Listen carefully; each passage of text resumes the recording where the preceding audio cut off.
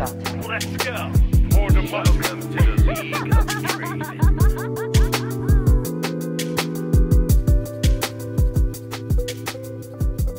Hello, everyone. This is your captain speaking. My name is Nicholas Cooper. Joining me is my co-pilot, Aiden Frost Rockards. I'm actually a flight attendant. I haven't got my pilot's license yet. What are you doing in the cockpit? I'm giving you your third drink. Hey, it's just going to be the two of us this week. Colton is in the process of moving to Texas. He's there, but he's still trying to settle down, I think. But nonetheless, the show must go on. We have a little bit of news, including a return of something. Been in the works for 2 years, I think. Oh. We have a review in the Star Ease section. We have a Metakaiser on someone we've probably not talked about in, I'd say, probably 5 years. Yeah. Round table answers and a new question. Finally, get to the LCS, LEC standings. I apologize, and we'll update you on the LCS playoffs. And then we'll round it out with a lot of emails. Aiden, how's your week, though? I played almost no League is the problem. Yeah, we've been a little preoccupied. Yeah, so the last character I did for my A to Z was a Mumu, and I still haven't played Anivia, so I played 2 games of League, but they were like decay games on like ranked stuff, so I didn't play Anivia in those games. I played a 3v3 ranked decay game where I got matched against a 200-point player, 200-point Grandmaster player, a 60-point Master player, and a 680-point Challenger player, who I think is top 5 on the ladder. I don't know where you find 3v3 ladder. I mean, yeah, but your team was stacked. I had a Grandmaster player. He was like 200 points, and then my other player was Silver 4. 3v3. And you guys were the only 6 players on. Yeah. And I'm assuming that all 3 of them were probably like queued together. Yeah. Because I know that's what like a lot of the top players did, like last when I was really into threes. Like we had a game where we were against the rank 1, the rank 2, and the rank 5 player like 2 years ago. And you don't win those games. You also only lose 1 point for those games, but like anyways, that's kind of like the only League I played, sadly. I guess I played a couple games of TFT. It was kind of like a noble mess of a meta right now, but they nerfed those today. So maybe I'll play a little more TFT this week. Maybe I'll play a couple more characters in League. But really, I've been playing like a lot of No Man's Sky with Nick and Chris and Alex and like a bunch of people. In it. So it's pretty fun. That game got its huge update like this past week, and it's a good game. Yeah, I think it's really nice that the developers didn't they 100% handled it fucking terribly, like before the game came out, and then ever since then, from the community itself, it's just been like steadily improving until it's become a good game, actually. Yeah. Like you can't like completely be like, great job. Well, I mean, the developers are fucking awesome for supporting the game, but like you also can't release a game like that in that state. No, yeah. Not justifying that. But. Yeah, I did see a post on Reddit where it was like, if the game got released in a better form, would we have gotten like all of these crazy updates like that have made the game good? Not to justify it, but like you could live in a world where No Man's Sky is just a all right space game. You know what I mean? So you've been playing a lot of that. I've been like making a list of like games I want to play through. Like I want to play through like a full game. I usually don't play like a lot of like long games. Like this week I played through a short like 1 hour humble original game called what's it called? Something. Fuck. Why is it called? What's it? Something Crime in the West. Why can't I think of the name of it? Crime in the West game. Once Upon a Crime in the West. Oh. That was fun. I love like little short games. Like they're just so easy just to like sit down and just finish sort of thing. So I made like a short little list, and maybe our audience can give us some feedback, or like they can post on our Discord and give me like ideas for stuff to play. Because I made a list of stuff I want to play. It's Ocarina of Time I want to like replay through. I want to replay through Majora's Mask. I want to replay through Paper Mario 1000 Year Door. I want to finish Octopath Traveler because I haven't touched that game in like since it came out. I was thinking about buying Fire Emblem Three Houses and playing that. I know a lot of our listeners were talking about that on our Discord. Apparently it's fantastic. I want to finish Kingdom Hearts 3 because I still haven't finished that, despite being a huge fan of the series. That game's pretty trash. I want to play Kingdom Come Deliverance because I got a Humble Bundle. Hellblade, I got a Humble Bundle. It was seems like a cool game. And then Outer Wilds on Xbox Games Pass. I heard is fantastic. Mm-hmm. But I'm not sure. It's too many games. They're all long games. I don't usually play long games, but I think I might play one of those this week. That'll be fun. If I'm not playing tons of No Man's Sky. Yeah, if we're not exploring space. And the only other thing that's kind of notable that I did was today I watched the fucking Pokemon I Choose You movie. The new one, Did you hear about that? The one where Pikachu talks in the fucking end. Spoiler. No. It just speaks fucking English. What the fuck? It's kind of like a fever dream thing, but actually pretty good movie. Better than based on my even rose tinted glasses, based on history. I think it's one of the better Pokemon movies other than Detective Pikachu. Detective Pikachu is so fucking good, dude. Interesting. Yeah, that's I'm glad that about worked all. out. Yeah, that's all I really did this week though. I did a bunch of school stuff. I'm going back to school for a year. I'm getting a graduate certificate at a college. I haven't decided. So I applied last week to a bunch of places. I haven't decided if I'm going to accept a finance program or a marketing program to double down on my marketing or diversify into a finance program. I feel like finance is more direct in where you can get jobs. You know what I mean? Yeah, there's more of a career path with it. So I don't know. I haven't decided yet. I have to kind of decide that this week. So yeah, that'll be a big decision. Yeah, I mean it's just a short 8-month program sort of thing. Yeah, but so I decided that it's nice to have. So the problem with the university is the fact that it's all theory work. So I never did anything. You know what I mean? So yeah. I'm doing a college graduate certificate with my degree to get some more actual physical, practical stuff done. Nice. Yeah. What about you, Nick? Yeah, I think the big thing on the week review is No Man's Sky. Been playing it a ton, and it's all I want to do. Help. Watched a bunch of LCS this weekend. Was a little disappointed, but that's okay. Still proud. And then I played a little bit of League. I didn't play a bunch of League this week. And then real life, I'm finishing up my class and summer semester tomorrow. Gave a group presentation. Working with other people is very frustrating, and I wish. I think my group this time was pretty solid, but very not confident in themselves, questioning decisions up until the very last moment. But that's okay. They put in work, and I'm not going to complain too much about that. But I mean that's pretty much it. It's normal week for me. So Awesome. Let's get into the tiny bit of news. The return of Clash. Possibly, question mark? Tentatively. We'll put it like that. They have signups went live on Monday. You have to sign up by, I guess, right before the tournament goes live, an hour before or something like that, which is on Saturday and Sunday are the 2 play dates. You can play either of them, both of them, one or the other. We signed up with our team. We're still missing a 5th member because Colton's not active. We need to talk about that. So we'll have to figure that one out.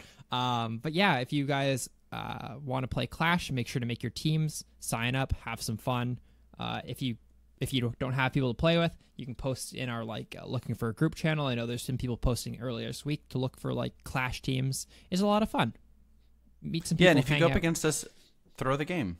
Yeah, we're gonna play against fucking Challenger people, dude. The tiers are so bad on that, which I understand they kind of have to be, but it's if you're Platinum 1 or above, everyone above Platinum 1 is Tier 1. Yeah. So that means Challenger players are also Tier 1. I think Challenger and Platinum are very different. Yeah. Just a tiny bit. So hopefully it not doesn't very crash. I'm kind of excited. Yeah. Hopefully we do get people together. That'll be a lot of fun. Yeah. It'll be fun. 5 stars.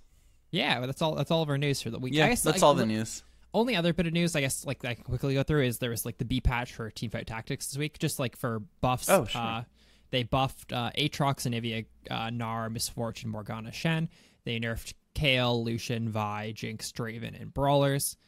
And then they nerfed Ludens as an item. Those were like the small little changes. Hopefully it just makes Nobles less oppressive this week. That was like the main problem. It's just everyone went Nobles, and the first 4 people to get Kale were top 4, right? Oh. So Yeah, that's kind of wiener. yeah, so hopefully that makes it a little bit better. They didn't directly nerf Nobles as a class, which I think is good, a good way of doing it, but they nerfed like just a couple of the core characters to these classes. So Gotcha. I think it's cool. Yeah. Yeah. So rate us 5 stars. We got 1 review this week. Make sure to send your reviews to your favorite podcasting platform. Anyone you use, Spotify. Spotify doesn't have reviews. Stitcher, iTunes, whatever. This one's from... Before we read it, is there a way to... we got this in an email, but I think now would be a more appropriate time. Is there a way to leave a review on Podbean? No. Just like comments on Podbean, yeah. Just on like iTunes or like actual podcasting download platforms and stuff. Gotcha. This one's from SKaith89. He says the title is Well, I Guess. He said it's a 5-star review. He says pretty much the only League of Legends podcast I listen to on the reg. Good short form. Solid knowledge base.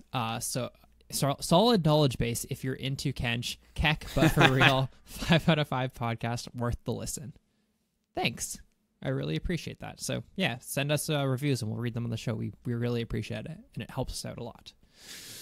Hell yeah. So moving right along, Champion Spotlight. Let's talk about a little sad boy. Is it A cold? little sad boy. It's not Colton. Okay, honestly, sorry, this just came to my head. You know how I always joke about when we sweating on enemies, sweating on bad guys, because it's way funnier. Why is there no like Gym Rat Amumu skin where Because he no is one else actually thinks sweating? Yeah, but that would be so funny, right? Yeah. I mean, they kind of do that for like a lot of his skin themes, right? Like the robot one, he like has oil like coming out of him and shit. Yeah, but that's still tears, you know?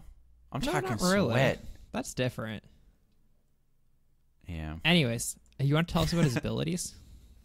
I sure do. Let me type it into Google. I forgot to log into the client. Yeah. I'll be honest, yeah. That's all right. So his passive is Cursed Touch, and it's a passive. His basic attacks and his ultimate apply a curse for 3 seconds, which causes his target to receive 10% bonus true damage from all incoming magic damage. His Q is Bandage Toss. He tosses a bandage in the target direction that stuns the first enemy hit for a short period of time, dealing magic damage and pulling him to their location. His W is Despair, alternatively Sweat Spare. He toggles it. Mumu cries in a continuous pool of sweat, refreshing curse for his passive for 3 seconds and dealing magic damage every half second to nearby enemies. His E is Tantrum. Passively, he takes reduced physical damage. When he activates it, he releases his anger, dealing magic damage to nearby enemies. Its cooldown is reduced by half a second every time Amumu is hit by a basic attack. And his ultimate is Curse of the Sad Mummy. He entangles surrounding enemies for 2 seconds, dealing magic damage and applying curse for 3 seconds. An entangle is a Amumu-specific crowd control that I'm trying to figure out exactly where it is on the... I don't see it on the list. Poggers. So, entangle. So let's break it down. So stun. During a stun, what can you do, Nick? Nothing. Nothing. During a snare, what can you do, Nick? I have no idea. Snare slash root. It just stops all movement for the duration. Yes. So it seems like you can use abilities during. Can you use it? Yeah, you can definitely use abilities during roots, right? Yeah, you can't use. That's all it snares and roots do. Is you can't do any ability. You can't like move or like issue any commands. And then entangle is literally just a stun in reality, right? Okay, so it's a root combined with a disarm. So you can still use abilities, but you can't move or auto attack. Okay. Can you use abilities during a move? I feel like you can't when you're in a move. I think you can. How do we not know? I mean, everything. Let's be real. It's fucking not clear at all. It's not. But realistically, because he has like probably less than 0.1% of pick rate, Like, he Yeah. doesn't get played very much at all. So you can use abilities. That's the difference. Yeah. Cool. Yeah, so primarily and almost exclusively played as a jungler. I don't think he really has a purpose, maybe outside of like a cheesy top lane. Maybe. Yeah, you can play in like cheesy solo lane, but I think that's like you could try to argue support, but I feel like he's better for a cheesy solo lane than support even. Like he just doesn't really do Yeah. much as support. But jungling is really, really strong for him. Yeah, his clear is nuts in the jungle, which like is where his strength is. Summoner spells, we're gonna be talking about him as a jungler, so Smite Flash, and I don't really think you can make an alternative argument against Flash just because of the strength of his ulti. Keystone, that's where it can get a little wonky. I've seen Predator with a little bit of success. I honestly think he's not super Keystone dependent, but I personally would probably go with Aftershock. Yeah, I think Aftershock's like definitely the go-to. I think Predator is your second best Keystone. Yeah. But really after that is pretty evenly spread. I guess there's a world where you can go Electrocute if you wanted to go like a more damage build, but I feel like that's not really your role. So you're committing too hard to something that you're not supposed to go, if that makes sense. Yeah, I think so too. My only argument for or against Aftershock, I guess, is that you can apply it with Q and you can apply it with ulti, but both of those are not 100% reliable. So there are circumstances where you get into like a skirmish and you're not the best skirmisher already, so if you don't have a keystone, that kind of makes it worse. But that being said, I think you still go Aftershock. Yeah, that's fair. Yeah, let's say Aftershock. So with Aftershock, you're picking up minor runes being Font of Life, Conditioning, and Overgrowth, I believe, would be my go-to. Secondary tree, I like Precision on him. I'm not sure what you like. I think Triumph and Tenacity are like too good to pass up. Triumph, I think you could maybe drop for Presence of Mind if you want to go gimmicky, but I feel like Presence of Mind is like a kind of a gimmick rune on like Summoner's Rift, if that makes sense. I almost feel like Presence of Mind is better if you have a single target ulti, unless you're playing like Karthus. Yeah, there's some exceptions, but for the most part. Yeah, I think so too. But I just see like an Amumu ulti not 100% guaranteeing a kill versus something like Warwick's ulti, which if you get ulted by Warwick, you're probably dead, you know? Yeah. Your other option for secondary runes would be going down Domination, picking up Ultimate Hunter, and I guess Cheap Shot, but I feel like that's the problem is like the other 6 aren't good, right? Ultimate Hunter is really good, and so is Relentless Hunter, but the other 6 are really bad. That's the problem with going Domination. You could try going something in the middle tree just to get like a tiny bit more damage, but even that's like not ideal. I think sticking with Precision is probably the best choice. Yeah, there's lots of secondary options, but yeah, I think Precision's your go-to for him. Yeah, for skill order, I think Max E, Max Q, Max W. Yeah, E like, well, first you start with a point in W, assuming you're starting a big buff, in my opinion. Yeah, I think it depends on the camp. If you're doing something cheesy like a Raptor start, you want to start that E. Yeah, but for single target like high HP camps, your W is just gonna put in work. Exactly, and yeah, you're right. I do believe you. Well, personally, when I played him this week, I maxed E, Q, then W, which I think is Q does reduce the cooldown, which is super important, and your W does not scale super well. The main point is that E is like most of your damage, like even in trades with people. But most importantly, it's like makes you take almost 0 damage in the jungle, especially from the camps that do less damage but like attack faster, like Raptors or Krugs or Wolves. Yeah. So what are some of his strengths and weaknesses, Nick? So I mean, I think the biggest strength, honestly, he has one of the fastest and safest clears in the game. It's not Olaf levels of like god tier speed, but you're also not. I mean, you're going to be above like 70% health for the majority of your clear. That it comes with the downside that if somebody comes into your jungle, you probably die or lose a camp, and there's not a lot you can do about it. That's fair. I think those biggest... are. Sorry, go ahead. One of the biggest strengths, like the reason why I actually wanted to bring him up this week, is I feel like he is a extremely easy jungler to pick up. Like one of the easiest for like if you had to plot on a chart, Nick, with one what do you call one axis being difficulty and the other being effectiveness. I think his Okay. difficulty is approaching 0, and his effectiveness is definitely over 5. Whereas I feel like a lot of the other like low skill floor junglers have very low effectiveness, if that makes sense. Yeah, I would. I think an apt comparison is a champion like Nunu, who is also not necessarily the hardest to play. But I also, like, right off the bat, feel like Amumu has more of that effectiveness than than Nunu. Yeah. You know, you can play Nunu to that very high level and probably be more effective than an Amumu. But baseline, I would prefer an Amumu on my team versus a Nunu. Yeah, completely. That's definitely one of his biggest strengths. I would honestly recommend like picking him up. Like he's hard to fuck up is like the thing. If you play a normal and you get randomly matched up against a challenger jungler, you're probably gonna get rolled. Don't get me wrong, as Nick mentioned, like your jungle is gonna be gone all the time. He's gonna counter yank you better. But against like lower ELO junglers like Platter below, this character is good to go. I feel like he's underplayed and like underutilized. Yeah, I think it's primarily because he doesn't have a lot of pressure pre-6, and he doesn't create a lot of opportunities for your laners. I do think he is one of the best counter junglers in the game. So if you're able to get a read on the enemy jungler and kind of shadow him, I think you can turn it around as a Mumu even pre-6. But that does take a little bit more skill than just like the plug and play that we're talking about, you know. And the counter to that is the fact that if you do get caught in their jungle, you're not making it out as a Mumu compared to like a Lee Sin or whatever, right?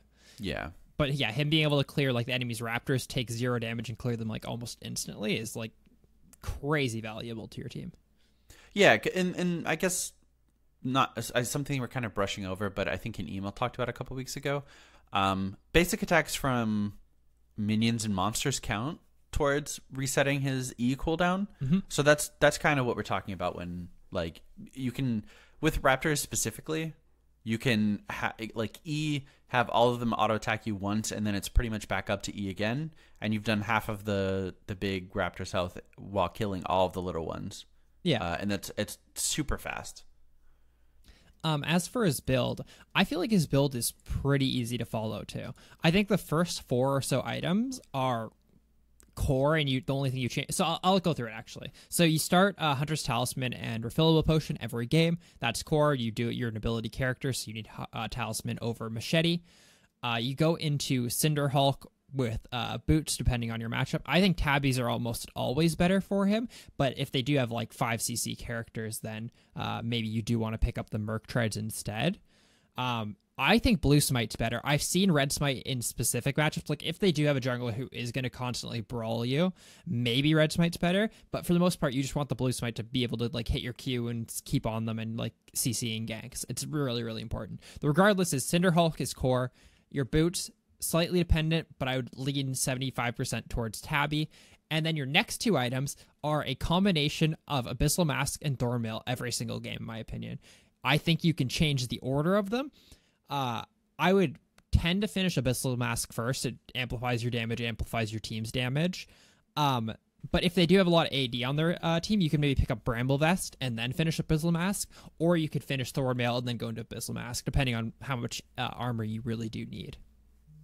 Okay, I like that. I personally think like Thornmail's pretty specific, like matchup specific. But I definitely think there should be an armor item, and I think Deadman's may be a better like general use, you know. I guess so. I just feel like Thornmail, like, I guess in a world where they don't have any auto attackers, then sure. I just feel like Thornmail is so good, and it feels like the effective stats that you get on it are so good on a Mumu.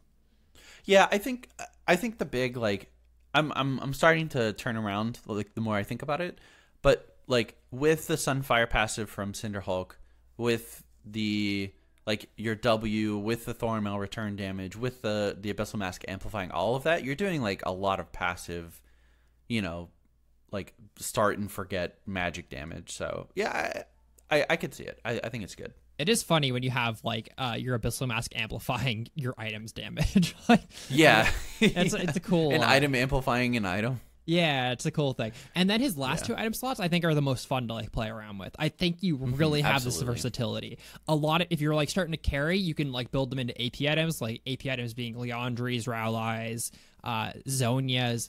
If you're really smashing butts in, you can go Hat. I think Hat's a little bit too gimmicky. Morello. But really, I think if you're going to go double AP as your last two, Leandries and Rowleyes are probably your go-to ones. That being said, you have tons of defensive items as well. Picking up Randuins, Gargoyles, Frozen Hearts, you name it. Like there's just so many options in those last two slots. I just think his first four are like pretty locked down to being jungle, boots, AP, Abyssal Mask, armor item. Yeah, I would agree.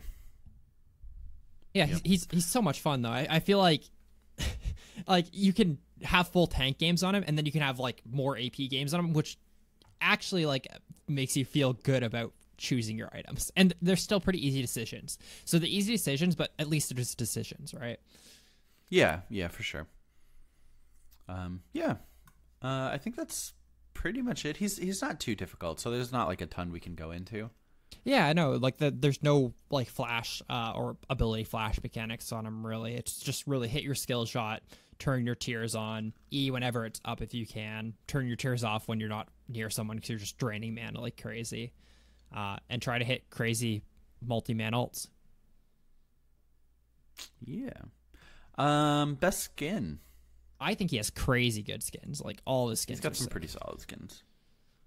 Do you remember when Sad Robot Amumu came out and his laugh was global? Oh, yeah, he just global laugh. He could so good. So I use Vancouver most times I play. I love the like Team Spirit skins where they're like just colored in different like sections. Like they kind of look a little bit funny, but it's a good look, I think. Okay. What about you? I kind of like re-gifted Amumu. Yeah. Yeah, I like the idea of just like a sad present just walking around. All of his skins are good though. Like they're pretty good. The only not good skin is the one that got canceled, the Zone Chaos one. Yeah.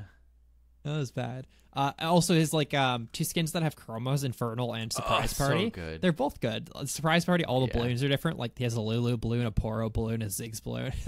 Those are good Chromos. Oh, I didn't even notice that. That's awesome. Yeah, they're really, really sick. Oh, his Pearl one's a Volley Bear. Yeah. I think that's weird. I can't tell if that's Gnar or Volibear. It's either a white Gnar or maybe it's Rengar? No, it's Volibear. It's definitely Volibear. Why does he have like cat eyes? Okay. Yeah, that's the thing. The cat eyes are throwing me off. I don't think it's Volley. Is it a white Kled then? It looks like You a can't Kled. say that. Or maybe it's Rengar. It's I probably have no Rengar. idea. Who knows? Okay, the Lulu one's the cutest though, for sure. Yeah, the Lulu one's sick. Yeah. Nice. That's Anyways, Amumu. that's a move. Pick him up. Like he's super. You can pick him up like and start playing him like to his like top ability within a game or so, and then you can like have a lot of fun with him. I'd really recommend it. Hell yeah.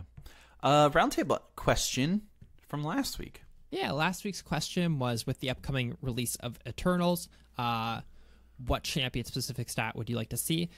Jack on Facebook said gold accumulated from Pike's Your Cut. Matthew said how many dinners Cho'Gath has turned champions into. Andrew said as a Vigar main, max AP in a single game would be scary. I feel like that one's a really good counter. Cam said amount of abilities canceled with Thresh's Flay, amount of turret shots tanked by overdashing on Yasuo, amount of bleed damage dealt by Darius' pass. I like all of those. I want some like funny gimmicky ones, like if it like did Darius's blood but like by pints or something like that would be cool. Like you know how Overwatch does like fun stuff like that. I feel like those are the type of stats I want, like just one fun one with every character. Jamie said, I don't know, the only stat I want to see is idiots who actually paid for this joke. From our Discord, Bush said Draven, axes caught and or percent of axes caught or total gold from glory. Percentage of axes caught would be wild. It'd be so low. Yeah. That's Joe gotta be like 30% max, right? Max, you'd assume. It'd be cool if you had a counter that like was all you could like minimize and like maximize like based on your game thing, and you could see how many you caught. That'd be a cool thing. You could just that would be cool. Joe Ferd said number of summoners blown while paranoia is active. I like that idea. Mountain Drew 444 said total distance traveled with Nocturne's ult. And last but not least, Lil Barnabas said, I want to know how many flash hooks I've missed on Blitzcrank. I would also accept Hooks missed in general. That'd be fun. So this week's question, though, is what is your favorite League of Legends account name you've seen? I don't remember a lot of them. What's a recent one? How about that? That's probably the way to go.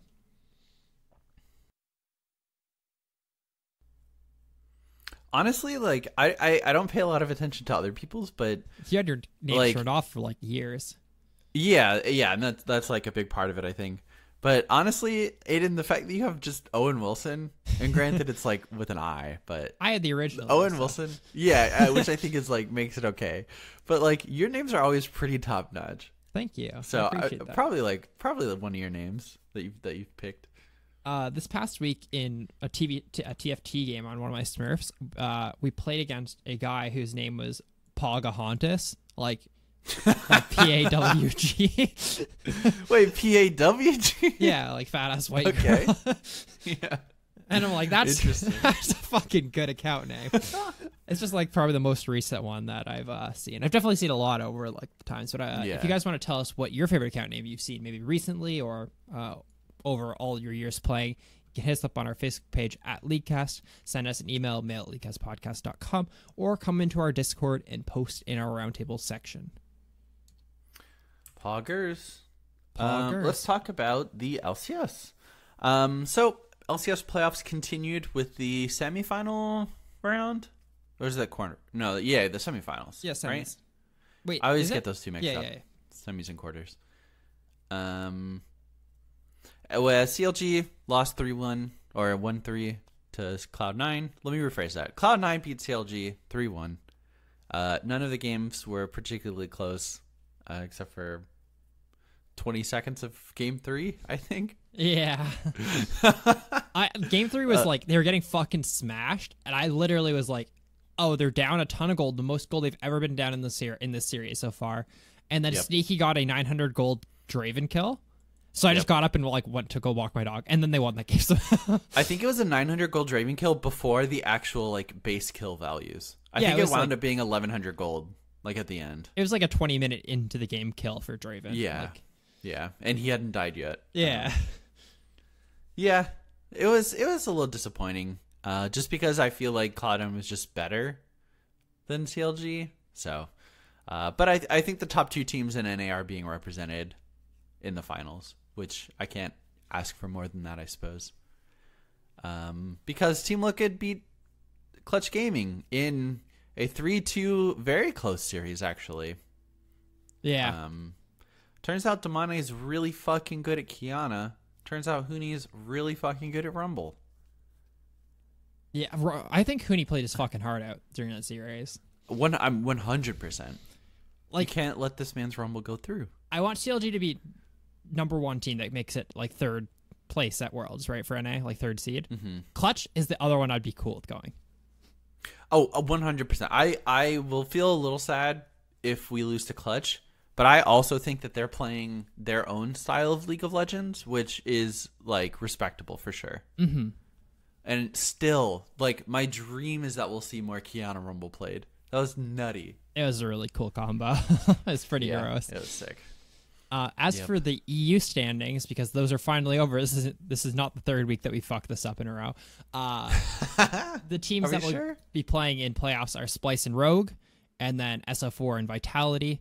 And then they have the thing where G2 and Fnatic play each other, and the winner goes straight to finals, and the loser like goes to semifinals. Oh, yeah.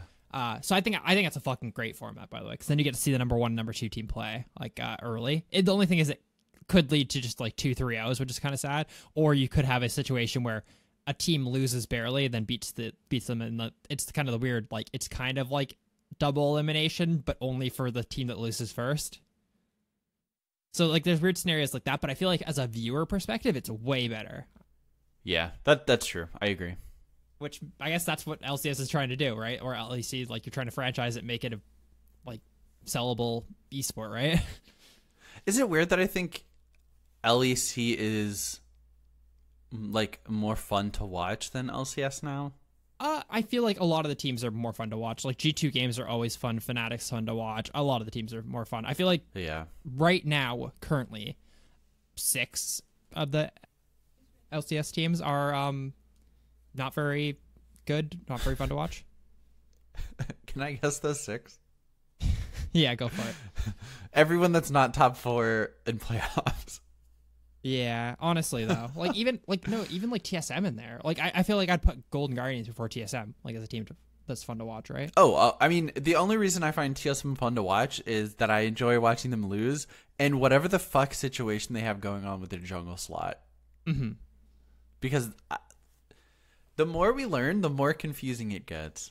So, yeah, it's weird. But yeah, G2, like, I was talking about this on our Discord. Do you think that Riot should step in and, like, do you think there's anything wrong with G2 taking the games that they play less seriously?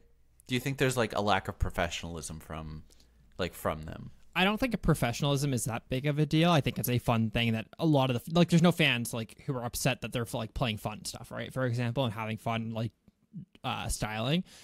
If it leads into, like, games being, like, or series being, or like placements being changed or altered because they throw a game or something like that, you know what I mean? Then it's problematic, right?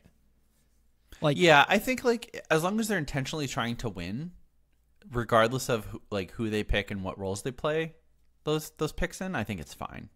Yeah, like for example, they lost by playing. They played something stupid. I can't remember what it was. The first game of this week, to some team that fucked them over. Let me just pull it up because would rather just not talk out of my ass really quick.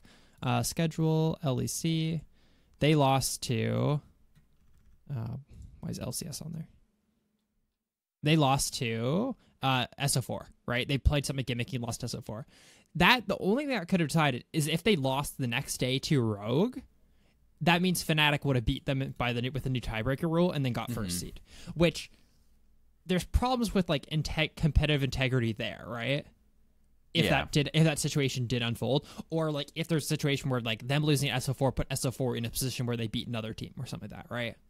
I think there's problems there, but as long as they don't cross those or create those, I don't think it's a big deal right now. I think you come to those bridges like when they happen, right? Yeah, for sure. Yeah, I mean, I think it's fun to watch. Like, it's super fun. There's no G2 game that I think is boring, I guess. Mm-hmm. So, nice. Do we have any... I think LEC is basically just going to come down to who of G2 and Fnatic beats the other last. Yeah, it's going to be... it's the battle for third seed, right? Which, like, I think no matter what, G2's going in almost no matter what Fnatic's... Well, G2's already confirmed to go, actually. G2's confirmed for Worlds, yeah. There's literally no way they can miss it. Fnatic, I believe, will get far enough to get enough points to secure their second seed. So just... They have a gauntlet too, right? Yeah, they do. So it's just the winner of the gauntlet, yeah. Yeah, battle between Splice. Probably the reality is battle between Splice and Vitality and SO4. I don't think Rogue really has a chance, but we'll see. Assuming no, like, drastic upsets. Yeah. Nice. Mail fight. We have a number of emails. And the first one is from Simon, who says, Hi, Nick, Aiden, and Colton. My name is Simon, and I have listened to the podcast for a few months. The podcast really helps in school when the teacher stands there and tries to hammer information into your head. But anyways, for what I actually want to ask you is what your opinion on Cassiopeia is in the current meta. I really enjoy her, but I find it hard to play against some assassins, especially Zed. Do you have any tips for how to do better versus these kind of matchups? Anyways, thank you for reading this and keep up the amazing work. So I think the most important thing against as Cassiopeia against assassins in general is itemization. I think crucially you need to be taking the 10 or is it 12 armor runes, the secondary tree, the little tiny ones. You need to be running like double armor there and not double AP. I think that drastically increases your like chances of surviving the lane. And I mean, that's just going to get better because you're not going to be building a ton of armor. So that tiny little bit of armor is going to be super helpful from your minor runes. I think to follow that up is, build like an early Zhonya's, especially against champions who are like super burst heavy. Like the Rengar, or not, I'm sorry, not like Rengar, like Zed. You know when his damage is going to come through, so you're going to be able to block that. And the armor from that's going to help a ton. Yeah, I was looking ahead. at the Cassiopeia matchup like earlier today, like when I saw the email, and so most Cassiopeias at like high elo run Ignite versus him, which I think is interesting. Interesting. Whereas like traditionally, like in most matchups, like overall with Cassiopeia, she runs TP as her secondary, but in Zed matchups she runs Ignite. So it's either you do the approach that it sounded like you were saying, Nick, where you like go more defensive stuff, like either a barrier or an exhaust or even TP, and you play it slow because you will outscale him. Like I was looking at her gold differential and XP differential. She always loses in gold and EXP until 15, and then she starts like making her way back. Even in kills, she gets solo killed in that lane a fair bit. That being said, or you can do the other, which a lot of high yellow players do, is take Ignite and then you duel him back, right? Which I don't think is a bad play, honestly. It allows you to like not lose as much CS in the lane. It allows you to, you might get solo killed, especially if there's a jungle gank. But Cassiopeia is a really, really good dueling character. Like honestly, Yeah, she puts out super high, consistent DPS. Like as long as you have the mana for it. But yeah, I think that's super interesting. Actually, I also don't think that going like double Dorans into harder lanes is that bad. Especially since they remove the unique passive portion of Dorn's brings. And I wouldn't be afraid to go like Doran's Ring Corrupting Potion at some point of the game too.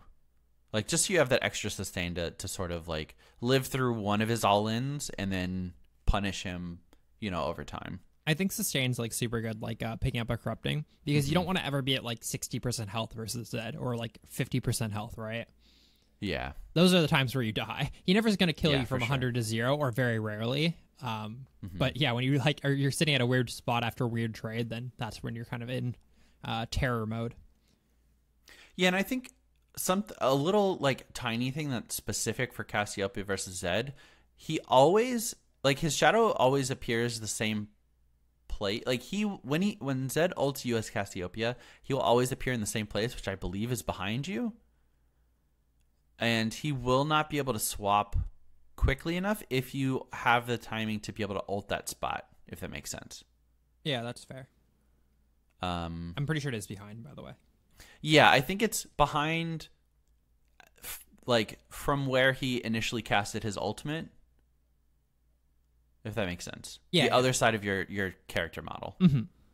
It's because it positions it for all his other shadows, so you can, like, cube through multiple things, I believe, is the idea. Yeah, I think so too, yeah. And there's no way he can dodge that. You know exactly where he's going to be, so you can drop your W, so he can't teleport back to his like shadows anyway, which makes him infinitely easier to hit your Q and machine gun him E down. Yeah, thinking about that, like her change where she can now cast Miasma at like minimum ranges is a huge buff to like matchups like these against like melee assassins.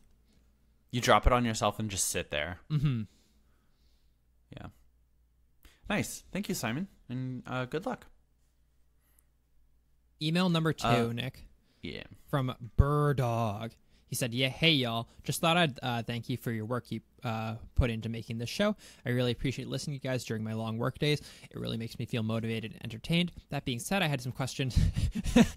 I like that's phrased. Just like, that being said, fuck you guys. No, that being said, I had some questions about climbing, the rank ladder, and a little bit about my playstyle in the current meta. First off, I find it very difficult to climb for many of the same reasons other people do, AFK feeders, trolls, etc.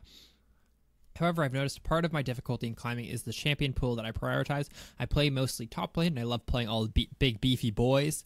I love being unkillable and seeing the entire enemy team for years. However, I find coordinating with a team super difficult, but I don't enjoy playing top lane carries outside of a few hybrid carries like Aatrox or Darius. Do I give up on playing tanks completely in ranked, or do I say screw ranked and play normals for fun? I feel like I can climb in gold or climb to gold or potentially plat, but I don't really want to sacrifice my playstyle I enjoy. I appreciate your thoughts. Also, if you have a very cheesy bot, Also, if you'd like a very cheesy bot lane duo, play Lethality Varus and AB Kog'Maw. You play Kog'Maw like a mage support, max E. Once you hit 6, the two of you poke the enemies to death. Coggy makes it super hard to dodge all of the incoming skill shots, and once you get a few kills, it's double hard. I've played it once with a friend, but it's fun when it works. I might have gotten lucky but you should try it and have some fun with it. Thanks for listening. Thank you, Birdog. That sounds cool. Yeah. Do we think you should stop playing tanks in ranked? I don't think they're the reason why you're not climbing, I guess, is the main, like, the starting off point there. I think, in theory, you could have a higher win rate by playing carries. I do agree with that sentiment, right? In theory, if you do play the Irelia the world, you have more influence than playing a Maokai, right? Yeah. That being said, it's not the thing that's stopping you from climbing to gold or plat, for sure. Yeah, in the case that you continue playing tanks, it's just going to be time. Like, unless you're just not good enough to get to that place, I guess. But that's not something we can really judge from an email. Yeah, I mean, I feel the same way. I really enjoy playing Maokai top lane.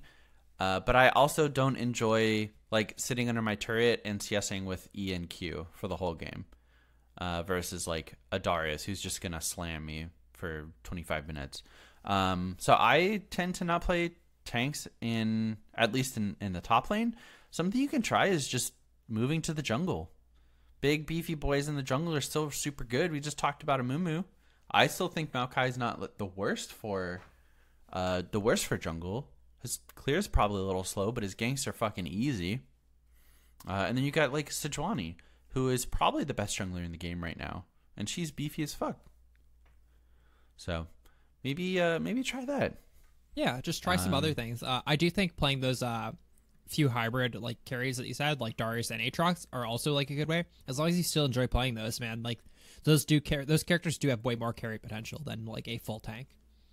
Yeah, and I mean at the end of the day, like the only difference between gold and plat is a border, right? Mm-hmm. So I think as long as you are able to get to gold, play whatever you have the most fun playing. So. Yeah, it's really the balance of like fun and stuff, right? Yeah. If you value winning more than fun, maybe move away from tanks. But Yep. It sounds like you want to keep playing tanks, so just do that. Thank you, Birdog. Next email's from Devin. Says, "What up, boys? I appreciate you guys' response to my suggestion last week regarding Patreon content. I wasn't even aware that you guys had previously offered coaching/reviewing stuff. With that being said, totally makes sense that the three of you don't necessarily have time to keep up with the potential popularity of it, etc. Here's my wild idea for a solution. Hire me for free." Did that part not get copied over? I might have replied to that already. I think I did. Roundtable answer. I would really just like for a stat to be able to tell me or show off to others how many skills I've dodged. Maybe if the game could recognize the trajectory of abilities and just count the number of times when it didn't hit. Count the number of times it didn't hit when it should have. I think this would be neat to know on any champ, but probably would actually press Control equals F6. Oh, okay. But probably would press the like extra button, Control 6, for this on Rakan or Lucian, for example. Thank you for sharing your time and passions with us on a weekly basis. Keep it up, Devin. I think that'd be pretty cool. And I know that Colton is going to listen to this and super hard agree. Yeah, he loves. I think that's the one thing he wanted. Like when you posed this question, like 18 years ago. Cool. Thanks, Devin. This one's from Chad. He says, "So I've been thinking, if you could choose one thing and one thing only to change about the map, what would it be? For example, I would change the jungle camps so there's only one of each, including buffs. So you're always counter jungling and always have to decide between dueling, camps, or ganks. I feel like this would bring more diversity rather than the general route that takes that you take every game. Instead of blue, wolves, raptors, red, you would have 5 other jungle camps that also have various EXP and maybe an extra temporary buff. But you'd also make your own lanes come to the jungle to help, just like fighting a dragon or a herald. What would you do to the map? Can be geological, camp, creep, size, etc." I think it's a good idea though. Like making kind of what I think from what I got from that is like it's one jungle. Is the idea? I kind of don't like that though. I kind of want junglers to be like independent of laners. As a laner, I don't want to leave my lane to help the jungle. I'll say it. Yeah. But what if it was like So it wasn't. What if there was a world where it wasn't worth helping? So like it was just a jungle world where like there's like a big jungle for the junglers to fight over camps in. You know what I mean? Okay. I don't see that would work, but like I'm just saying, I feel like don't either, having yeah. that jungle interactivity would be really cool. Like out smiting each other and stuff like that would be a lot more fun than currently the first couple levels of jungling. You know, you know what this sounds like? What? The fucking original Twisted Tree Line map.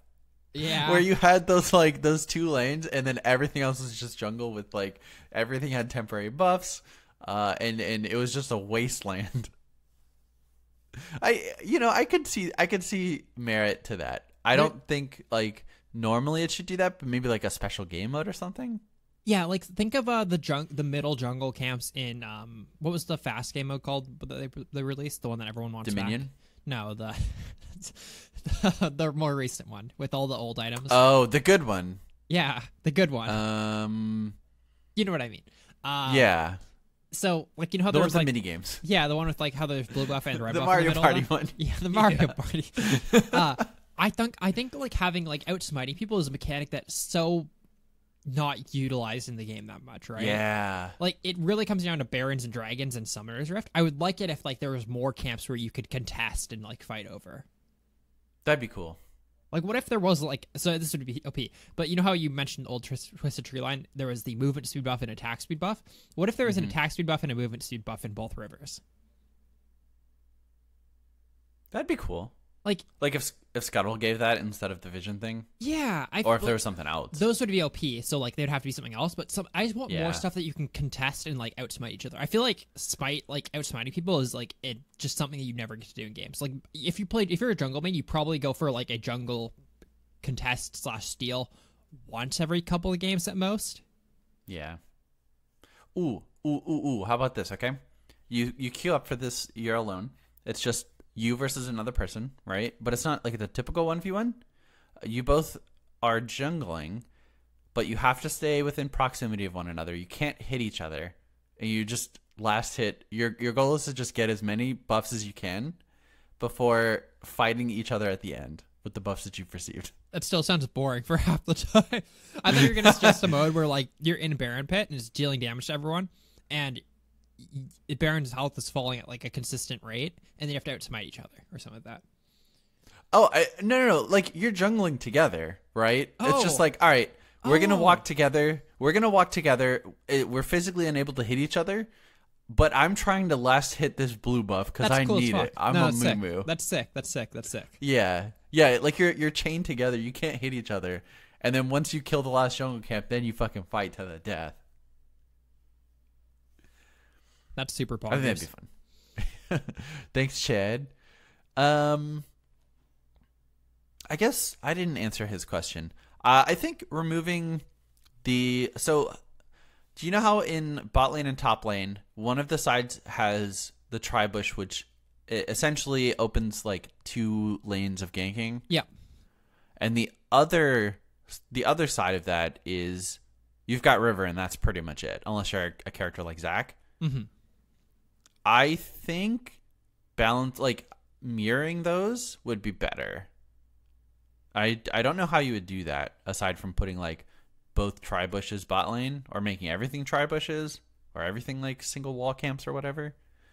But I find it very frustrating to be on the side with the tri-bush because it's so easy to get ganked, like from so many different areas. I kind of feel the same with Baron and Dragon sometimes, where like Yeah. if it's a very dragon heavy game, being on the side that has the wall like for dragon steals feels way better than being on the other side. Oh, right? 100%. Because you get fucked coming around you can't that corner. just walk up to it. Yeah. I don't know. I agree. There's like weird things like that where it'd be nice if the map was equalized, but I understand why it's not. Or like even jungle pass, right? Like there's a lot of jugglers that like starting red is way healthier. Not only are the camps on that side worth way more, but you like obviously got the health regen from red, so you end at like 30% higher HP, and you also do more damage. And you also get a jungle leash if you're on blue side for red side, which is like, I don't know. There's like weird things like that maybe they could fix, but I don't know how they would. Yeah. I wonder if Riot has the data for like percentage of Baron and Dragon steals for like which side of the map. I'm sure they do competitively, like for like competitive play. Yeah. Like if they could come up with a stat like, oh, it's 20% harder to steal if you're on this side of the map. Mm-hmm. That'd be interesting. I mean, like you see picks were based around that, like in certain seasons. Like Red Side Varus was always way better because you could Baron Siege with it way like harder. Oh, interesting. Like a team couldn't Baron because you just fucking shoot Varus arrows, like true damage Varus arrows because of lethality Varus at the time over the wall, and they could never Baron, right? Huh. Like there's like pin picks that depend on it, but yeah, I'm not sure. That's weird. Interesting. Thank you, Chad. Next email's from Howling Wind. Hey, I just wanted to say thanks for a great podcast. I bought a house in northern Sweden this winter, and since the ground has been frozen, I've been without internet for 9 months. Oh my god. During this time, I have been absorbing League of Legends podcasts and looking at guides. I've now returned to the Rift and something just clicked. I'm the highest rank I've ever been, and I would like to think that is thanks to you guys. So thanks for the great podcast and keep it up, Howling Wind.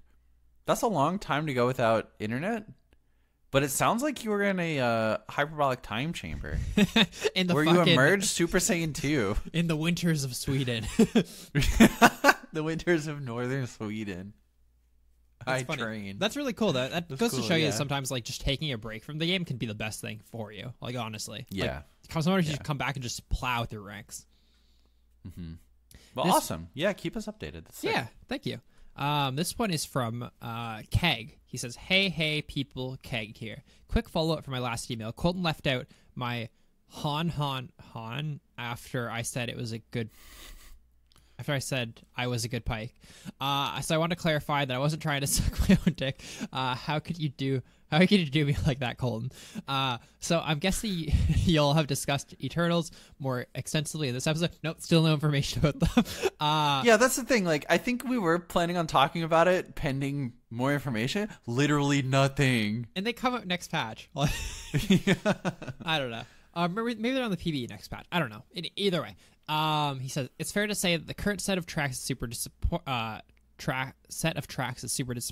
Another big concern I have for Eternals is the fact that we've already played League for multiple years before these stat tracks were introduced. Why would I care about how many hooks I've landed on Thresh if it will never show me how many I've landed in the 4 years I've already been playing the character?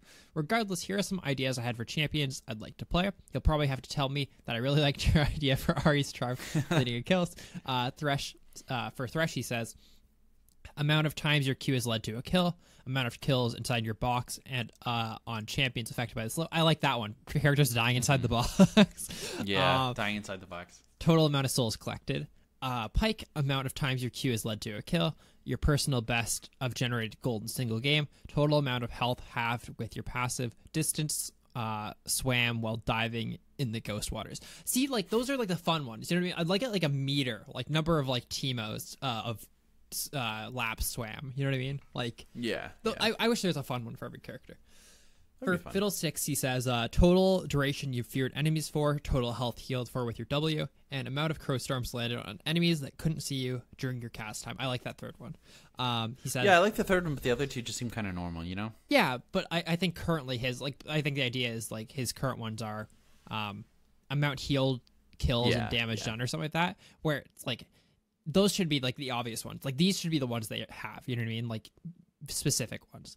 He says, keep being the best league-related podcast out there. I love listening to your show while walking my dogs or during my commutes to school and back. I love you guys.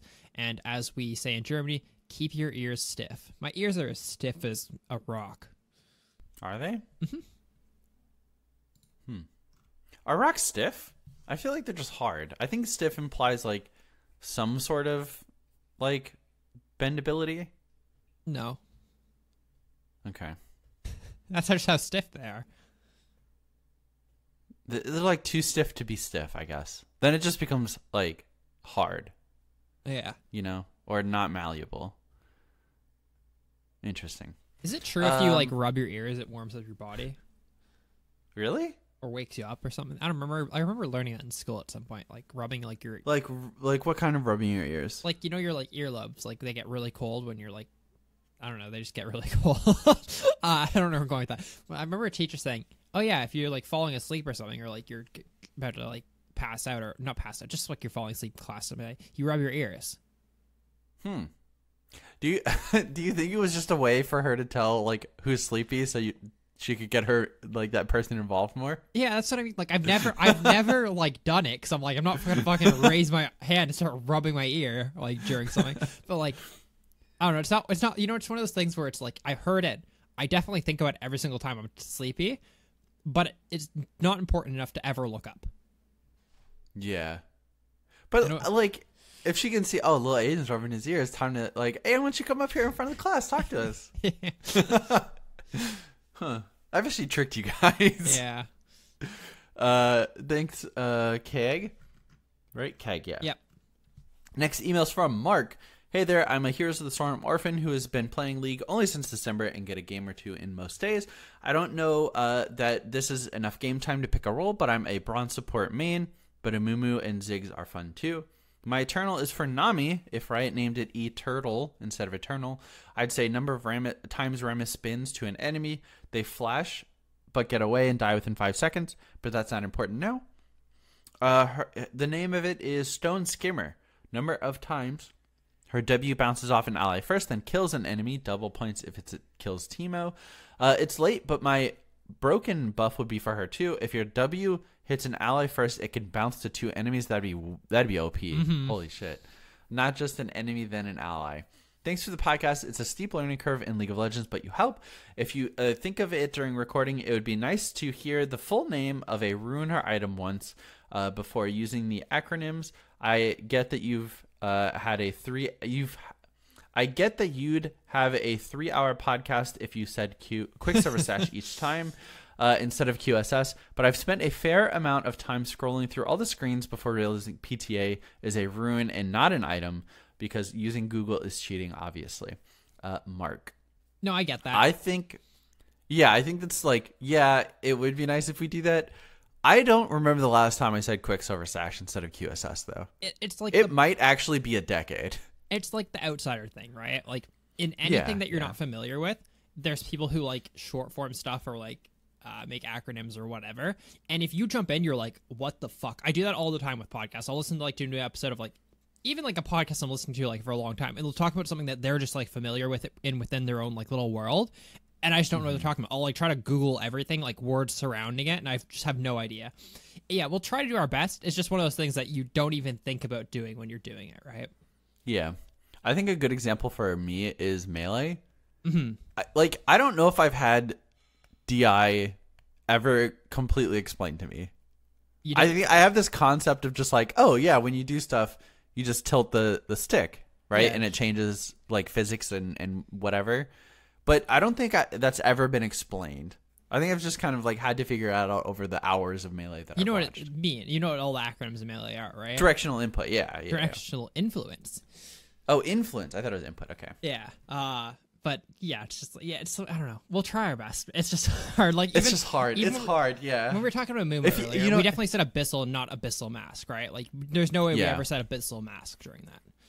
But I do think we were talking specifically about items, and I do think that's the only Abyssal item. Yeah, I'm just saying, like, even that, like, you, as a new player, you'd go Abyssal. I don't know what Abyssal is, right? Mm-hmm. Yeah, and if you do have any questions about that, like, please feel free to send us a message or an email, like, and we'll answer any of those for you. Like, yeah, for sure. Thanks, Mark. This one is from James in brackets Garen One Trick. Hi guys, I love the podcast. That's his last name. That's his middle and last name. Hi guys, love the podcast. Been listening for over half a year now. Informative podcast with bonus humor package. I love it. I just wanted to say that the Pantheon that Pantheon is so bad. I thought he was going to talk about how shit the Pantheon rework is. Never mind. I just want to say that Pantheon is so bad into Garen every game. The first thing I say is don't ban Pantheon. I want to ruin his day. My question is, what's the best way to push a lead with Garen after you take a tower? I love AFK farming in a losing lane so I can get an S. And how would I be able to carry the game where my teammates are feeding? Here's my op.gg. Also, go Lucian top. Sorry for the long email. James, Garen One Trick. Okay, so you don't play that much ranked. You play a lot of normals, which is fine. Looks like you do like a lot of like even your builds, like you build ZZ Rot in like a couple of them. Your build's pretty standard for most of them. But yeah, it just looks like games where you're like split pushing, you build Z0 out, which makes sense. So you know your strengths and weaknesses at least. As for carrying with Garen after like taking a tower, lane swapping is still the best thing to ever do when you get a tower. Yeah. Traditionally, your bottom lane gets tower first, and then they rotate up top. But if you get tower first on top lane, you should rotate down to bottom. The only time where you like it gets a little bit funny about rotating is if Dragon's still up, because in theory you want your 2 players on the bottom side of the map when Dragon's up, because 2 is better than 1 for like dragon fights and stuff. And obviously you'll probably have TP as like a top laner, so you can even contest to make it more players down there. But for the most part, if you do take an early tower, just back and ask your bottom to like switch on with you. Sometimes the enemy bottom lane won't switch, and then you'll kind of be in a 2v1, but then your AD carry and support get to like stomp a 1 in a 2v1. So you're ahead, so you can deal with it better. Yeah. Yeah, I mean, I think like specifically about Garen, like we're not sure, so we could give you advice on like in general how to do that. But I think for Garen specific, you should probably like, if you haven't already, you know, ask this in what how do you pronounce his name? Reese? Oh, Reese? I don't. The like Ritsu? Challenger Garen one Ritsu? trick. Fuck. Garen, yeah, you should definitely look him up. Mm-hmm. It's like super nice. Yeah, he's one of the nicest like content creators. His account name, and his Twitch and all that is RISTIU. Riste. Riste. I think it's Riste or Reist. Yeah, RISTIU. Garen one trick challenger for the first time this year. Only plays Garen. I've played him like a bunch in like solo queue games and stuff. Really fucking good at the character. He really pushes his lead more than any other Garen. He plays Garen mid a lot too, which is cool. So maybe you can pick that up. He thinks Garen mid is better than Garen top. Yeah, because it's cool. The guy's really cool, and also he's one of the nicest people in the like league community, I think. For sure.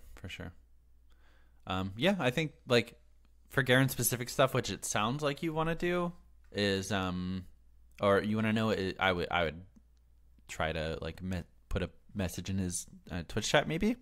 I think he reads chat a bunch too. Yeah. Only other thing about Garen that's kind of weird compared to other characters. So if like you are carrying already and then your team's feeding, the way that you're currently until they rework them, which might be next like in a couple patches, the villain thing. You always want to focus the villain, but sometimes the villain isn't the best target to focus, so it kind of makes it hard for you to carry a team fight, right? Like if their AD carry is 20-0, but the most recent kill was on their 3-0 mid laner, in theory, villain's going to be on their mid laner, which means you should probably focus their mid laner because you do true damage to her, but you still want to focus their AD carry. So, like, that's a weird mental math thing that you have to do. Like, do you have enough damage to kill their AD carry without your true damage? Should you just kill their mid laner? It's weird. Garen's like a weird character when your like team's losing, I think. Yeah, thanks, James. Excuse me. The next email is from Dean. He says, "Hey guys, just wondering what your favorite and least favorite absolutely busted metas were. My favorite, for example, had to be in Season 3 when Black Cleaver got reworked. I remember playing Pantheon and my brother playing Zed, with 7 Black Cleavers between the both of us. My least favorite has to be the ZZ split push meta, where I was basically forced to build a badly statted item every game, or else we just get outpushed by the enemy team. Thanks for touching on this. Love the work, guys. Dean." I don't know if I necessarily have like a favorite meta. I think I complain too much about like every meta. Most people look at Season 3 with like rose tinted glasses because like assassins were really good back then, but they were like super cancer to play against. So like it's kind of crazy. Like, so a lot of this is like an echo chamber for Reddit, but we see a lot of quirky and Azir nerfs like being praised, but we also see the champions that like counter them also being nerfed. Yeah. Like with Azir, with Akali and Aurelia. So like, I guess the best meta is the one that like we currently don't have, and I think that's kind of been true, like since the beginning of League. I think the current meta is like not bad. I think competitive play is a little bit boring with mid lane, but other than that, like I feel like it's pretty diverse for the most part. You have like, especially at the top level, where you have teams like G2 playing like anything. We have AD carries in solo lanes. We have Pike jungles. Kha'Zix's top. We have roam. We have some funnel. The only cancer part about like the meta is that shit like Sona Taric and Sona Tom and shit like that works sometimes, which is kind of cancer. Other than that, like I feel like it's great. Yeah, I think so too. Thanks, Dean. From the one and only Mountain Drew, he says, first of all, fuck me, I messed up my the first email. I'm sorry this happened, Nick. It won't happen again. Second, I'd like to actually start this email with an apology. That was kind of already an apology before that. Every email I've sent in, I've messed up your guys' name as a joke. However, the last couple of emails, I've heard a very audible sigh coming from Nick. I can now see that the simple renaming of the host is not funny. It is in fact cringy. I have tried too hard, and I see that now. From now on, I expect only serious questions. No jokes, no cringy banter. I expect, just serious man-to-man, man-to-man to man-to-fan question and answers. That's good. He says, he immediately starts with, that being said, hello, Aiden, frosty, rock hard abs, Colton Blue, ballsy Okay. sweat, and Nick, the mini King Cooper, longtime listener and supporter here. I've been thinking a ton about my boy Nocturne lately. He's bad. To me, it just seems like his kit doesn't really fit with his lore. I see mostly this in his W, like Riot says, like Riot just there, comma, Riot. Oh, there's Wait. no comma there. That's why. Yeah. Either way. Oh, and Nocturne has a spell shield on his W because fuck it. Who cares? Shit be balanced. His Q is a freaking hand that buzzes at the target and looks super dumb. I like the effect that it has. Just looks really stupid. His ultimate just needs a visual update so bad. Looks so bad to have your Lord of Darkness derp around the sky like Santa bringing the well to do kids their presents they so deserve. You may all disagree with me, but screw me on this. However, I was wondering what your guys' thoughts on a possession ability, please now. Like, for instance, what if we visually made Nocturne's ult look super dope, but added the fact that he possesses the target, makes it so he can only do that to a target that is sleeping, then make his E instead of a fear, put the target to sleep. This would allow him to possess them and take over their own very champion. This would switch the target champion to your team for the duration, make it like a 3-second position or more or less based on what you guys think of the power level. If it's way too powerful, you can make it so Nocturne takes the damage the possessed champion takes. This would make the enemy team make the choice if they will attack the champion. Attack the champion for the chances to kill Nocturne or ignore it for the duration. Nocturne could use the abilities, but not the ult, because that would be busted. I don't know what you guys think, but honestly, it sounds so busted to me. But I don't know. Obviously, this would be cool. It would be a bitch to code with the right spaghetti code, but hey, it sounded cool. P.S. Hey, it's almost episode 400. You guys got anything planned? If not, I have a couple of things. You definitely want to calibrate this great milestone in the podcast career. 1, have a live Q&A with Discord peeps. 2, do a recap episode about podcast history like I literally like I suggested literally years ago. 3, have a live roast where Kennedy gets 5 minutes of podcast time to roast the host, mainly Aiden. 4, party at Hardy. Thanks, Mountain Drew. So, starting with Nocturne, character's bad, I agree. Character looks outdated, I agree. Rework stuff. Possession, Nick, thoughts? No. So like, what's a world in which we can make this work, I guess is the question, right? Okay, so the world in which possession works, it has to function as a suppression, right? But it has to function in, like, Malzahar's suppression. It doesn't deal any damage.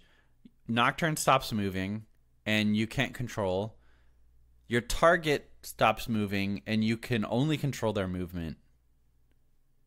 And it can be QSS'd. What about... So this is the way I'm thinking about it. If you do want to go, like, really hard on, like, the fact that we're going to make a character that can possess another character, they're going to have to switch bodies. Like, literally, it's a 15-second spell or something like that, Nick, where you're playing as that character that you possess, but they're playing as Nocturne. Like, this corpse of a character. He doesn't have an ultimate because he just used it. His abilities are weakened or something like that. And you get to play as them. Like, maybe a buffed version of them. Who knows? I guess I just don't... I don't see that as something... Oh, okay. So I think that the first comparison that I go to is, like, Mordekaiser. because it's super similar, right? Yeah. In that it singles out one target and makes them weaker. And I don't know how that's just not better. Like the possession is just not better, you know? I mean, it's like the fact that I don't think it's like better or like worse in a way. I just think it's a unique mechanic, right? Being able to like I like the idea of being able to have an ability that changes based on the characters on the enemy team that you can focus and then you gain certain abilities. I like that idea. That's why I think Silas is cool, because Silas Ultimate changes every single game you play, right? Because it's based on what other 5 characters they have.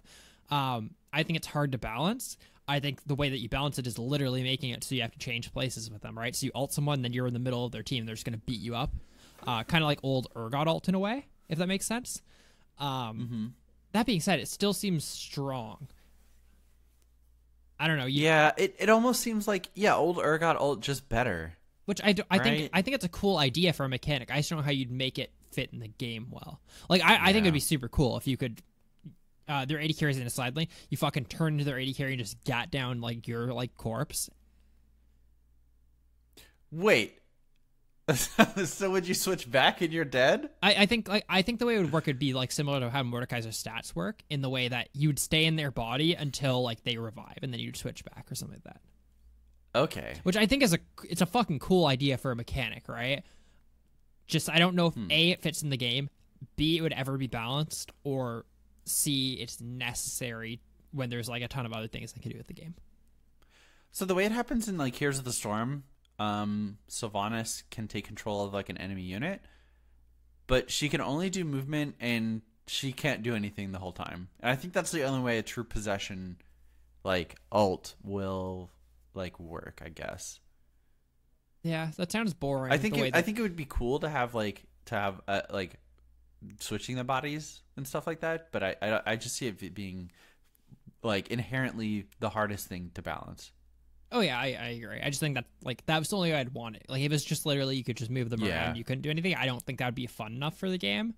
If it was like Mountain Drew's idea of you literally just fucking take their character and then I feel like that's just like fucking doesn't work at all in the game. Yeah. Yeah, it's hard. It's hard. So it's hard, so it probably doesn't deserve a place. Yeah. Do you have anything planned for episode 400? Not as the moment. It's still 8 weeks though. That's 8 weeks away. I don't have next week planned. Yeah, I don't have tomorrow planned. Yeah, no, that's not true. But no, not yet. We'll see. Thanks, Drew. Next email is from Razgriz, aka Ragjiz. Hey guys, last week you guys talked about how Trinimersum notably fogs spreadsheet. I'm a Trinimir one-trick, and I love when you guys talk about my champ. I've one-tricked him from Silver 1 to Plat 4 in the last 3 weeks, going about 40 and 17. Wow. And I'm getting dreams of getting to Diamond, but I have never been above Gold 4 before. I think I've gotten here by just mindlessly split pushing opposite of objectives and then hopping over walls with 45% CDR to get out if I'm getting caught. I'm not sure if my skills can translate over from this character if he gets reworked, and a lot of the community wants him to. What are some champions that are similar enough that I can practice in normals in the off chance that he gets the Aatrox Boris treatment? Here's my OPGG for reference. Also, I'm driving to Detroit from the greater DC area to see the finals and 3rd, 4th place match. I won tickets on Twitter for my pro player. It's a 9-hour drive. What are some classic podcast recommendations that will still be relevant and entertaining? Thanks for reading my long-ass email, Jag Riz. He put his name 3 different times there. I appreciate that, so that you can't like not copy it. It doesn't matter how we mess it up because no way's right. Yeah. Yeah. Characters similar enough to Trinimir. I mean, probably Jax is the closest like comparison, I think. But then you can start to get into champions like maybe not not closer than Jax 100%, but close enough between like maybe Camille or Fiora. I don't know, champions like that. Or you could even go like the split pushing route where like you have characters like Nasus as like a comparison, right? It depends. Yeah, I think I don't know if he meant like I want them to be super similar to Tryndamere, or I want them to be super like Skills. into the split pushing style. Yeah, well, he said skills that translate over, right? Which I think is like Tryndamere is like managing your map movements. Is the way that I look at Tryndamere. I don't think it's. Oh, okay, I don't think that's fair. Tryndamere's skills are. I can right click good and I can time my ultimate. I think of them as like. Are you sure? Because I think that's all you need as a Tryndamere player. Those are skills you need. Don't get me wrong. You can fuck up his ultimate, but I really do think Tryndamere's like skills, and I'm assuming why you're climbing so fast is the fact that like you can actually manage map movements. You know when to split push you know when not to. You know if your team's getting a spotted lane and you can still get 3 towers, it still might be worth it. So like shit like that I feel like does transfer over to characters like Nasus. I think Fiora is a good one. Irelia, any of those kind of like bruiser split pushing characters that can kind of take over games are very similar. A lot of them are higher skill cap than Tryndamere and probably higher skill floor than Tryndamere. But they're at least characters you can transition over to. Yeah, I think they kind of share a lot of the same goals. Jax is probably like the one with the like lowest, like the easiest transferability though. I think they're very similar. They're both melee characters. I think so too. Yeah. I'd say Jax should be your replacement. Shout out to Google for constantly signing me out of my own account. Hell yeah. That's cool. Do we have any podcast recommendations? That's hard. I don't know if like does he just mean like in general podcasts? Like He says, what are some classic podcast recommendations? what does that mean though? So probably something that's I think like his question is, what are some podcasts that aren't like time specific? Like honestly, a League of Legends podcast probably not like gonna hold up to time, right? Yeah. Nothing that we're saying a month ago. Well, that's not true. But out of a lot of the content that we're talking about, 4 episodes ago, isn't going to be relevant to today. Remember when he said Rift Herald was bad for the game? It was going to ruin competitive because you get 5 towers off it every single time. That was when I assumed people would figure out how to use Rift Herald. Remember when you could I set will it would just fully explode admit- their Nexus the first time you use it? Okay, I don't think I ever said that. I do think Rift Herald is not as OP as I thought it would be. 100%. I will die on the hill that fucking maybe 3 teams ever in the history of League of Legends has used it properly.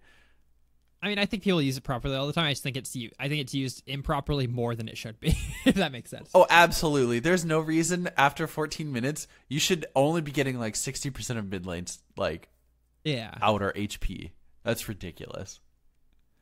So like stuff that holds up. Honestly, I've been like binge listening to a podcast called My Brother and Me. It's like they are a quote advice podcast, but they just kind of improv and riff off of like, I don't know, fun questions. Mm-hmm. And that's like something that I'm listening to stuff that is from 2016, and I'm still able to laugh and find the humor in it. There's really no time sensitive stuff, I suppose. Yeah, And they're up to like 500 episodes, so that would be my recommendation. I don't really listen to like too many like non personality driven podcasts. Like, is the problem. Mm-hmm. The only thing that I think are good that I don't have any specific ones, but I think like I listen to a lot of like film podcasts and stuff like that. I like listening to like reviews and like people's thoughts on stuff. But even those are like a lot of personality based stuff. But I really do enjoy like even if someone's like, hey, I know you liked this movie. Listen to this like podcast about it. I probably enjoy it. So if you have any like thing you've recently seen, looking for a podcast for that is like always fun, I think. Yeah, and then I think it's easy to branch out into other content that podcast that you listen to has. Mm-hmm. Like if you see a movie, listen to a podcast about that particular movie, and then see what else they talk about for stuff you've seen. I think is a super good example. Have you watched the YouTube channel Your Movie Sucks? Yeah, I have. Do you like his content? I like a lot of his content. I think he has some opinions that I don't agree with, but like he makes a good case for everything. For sure. I don't think he says things that he can't back up, and even though they might be opinionated and like that I disagree with, I don't like disagree that he's allowed to have that opinion, I suppose. Yeah, that's fair. But I think he's super entertaining. Oh, I agree. Points out a lot of stuff that like I would have never thought about from a like movie, from a filmmaker perspective. Mm-hmm. Like there's just like fun stuff you can listen to too. Like I was listening to a little bit of so Mother's Basement does a podcast. Well, they don't really do. He doesn't do a podcast that much. Jeff Theo. Yeah. Where he had an episode about Yu-Gi-Oh, where he's just talking about the fucking Yu-Gi-Oh manga. Where he has what's his name? Pro ZD from YouTube, the guy who does like those short like meme videos and stuff. And they just talk about how fucking dark the Yu-Gi-Oh manga is. Like, just people It's so dying and fucking shit. dark, dude. And yeah. like, it's just like, that was a topic where I'm like, I need to fucking kill time. I have no podcast to listen to in my queue. Fuck it. Oh shit, there's Yu-Gi-Oh! I'll try it. And it was fucking so sick. Yeah. Just try to branch out. Yeah, just try like any general interests of like ever, I think, are always fun. Gotcha. Nice. Thank you to Jagriz. This one is from Slade, or the Slater 42 on OC. He says, "G'day.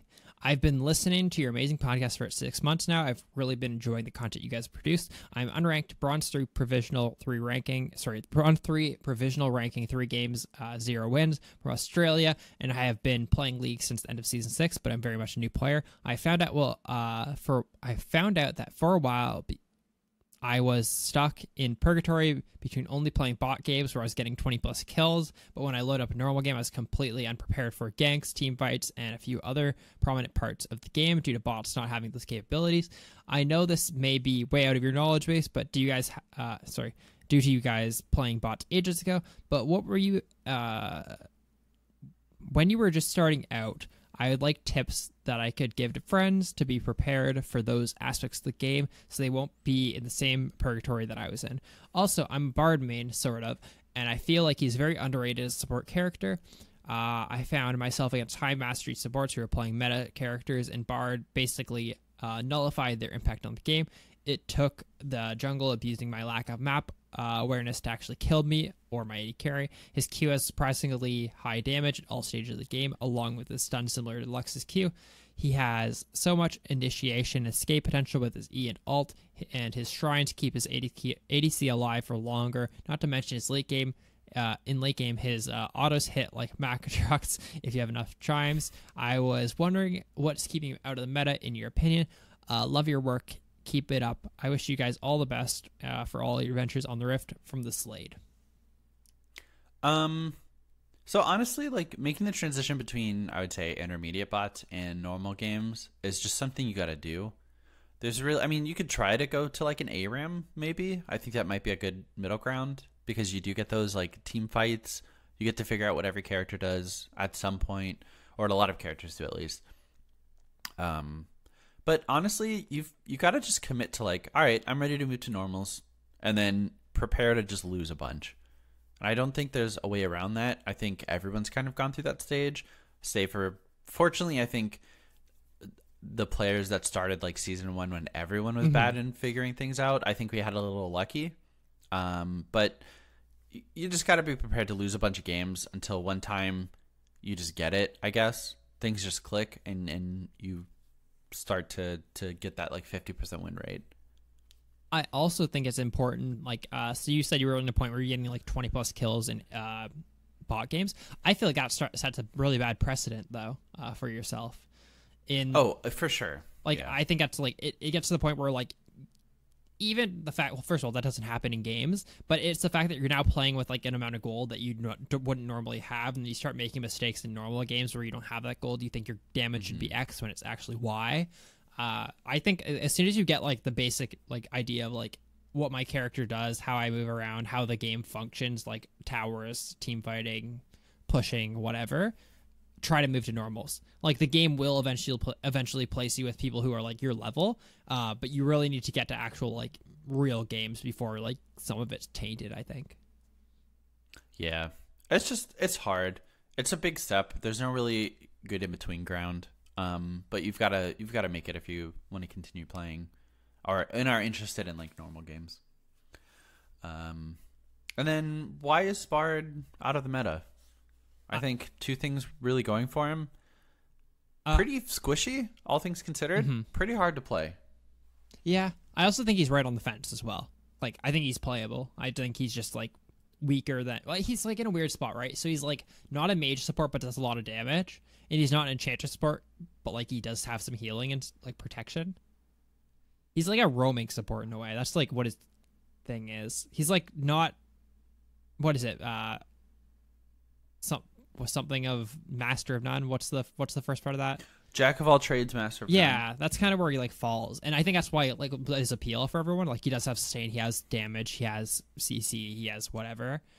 It's just he doesn't hard commit to any of those, which kind of makes him bad in like a lot of metas. But he's right on the fence. I think he's playable for sure. I think if you're really good at Bard, he's insane. Yeah, for sure. A lot of it is that he's difficult to play and to do things that other supports can do easier. Like, it's a lot easier to play Leona and CC someone and get a kill than it is to play Bard, right? Mm-hmm. So I think that's like I think that's probably the biggest thing, is that he's just hard, and if you commit to him, you'll be rewarded. But he's not someone that you can just pick up and do well on from the get-go, I think. Mm-hmm. Thanks, Slade.